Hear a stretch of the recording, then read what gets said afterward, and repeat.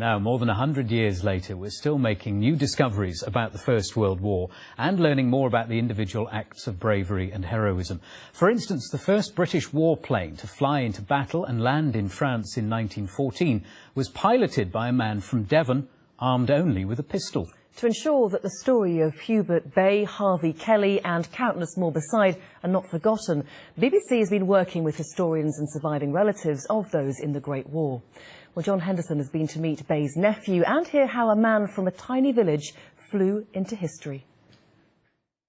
This is a photograph of the plane. It's not a very good photograph, but if you look very carefully at the bottom of the haystack, he's lying on the ground there, smoking a cigarette underneath the haystack.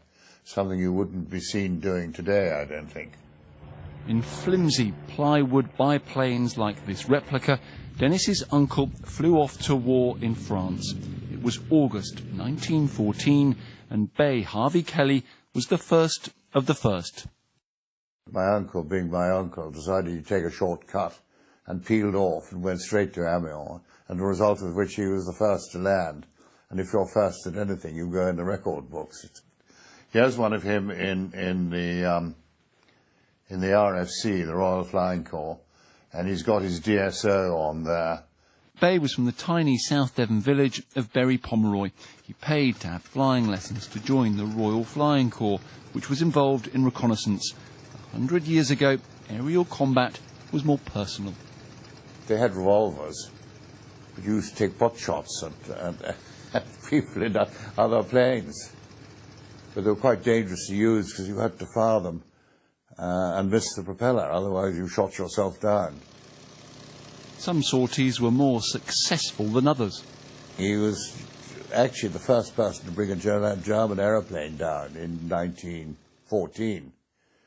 But he brought it down by tipping the wings, his wings on the other, and forcing the pilot onto the ground, who then ran off, and he put a match to the plane, because they were only made of paper and plywood and things, and jumped into his plane and took off again.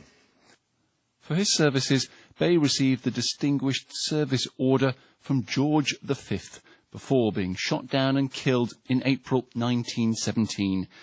Uncle Bay going back in his box. His medals and other possessions are now with his 83-year-old nephew in Sherborne, mementos of a different time, a different world. John Henderson, BBC Spotlight.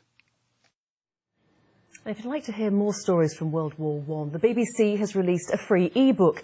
It's part of the project World War I at Home, bringing back to life the people and communities from 100 years ago. Well, you can download your copy on our website at bbc.co.uk/WW1.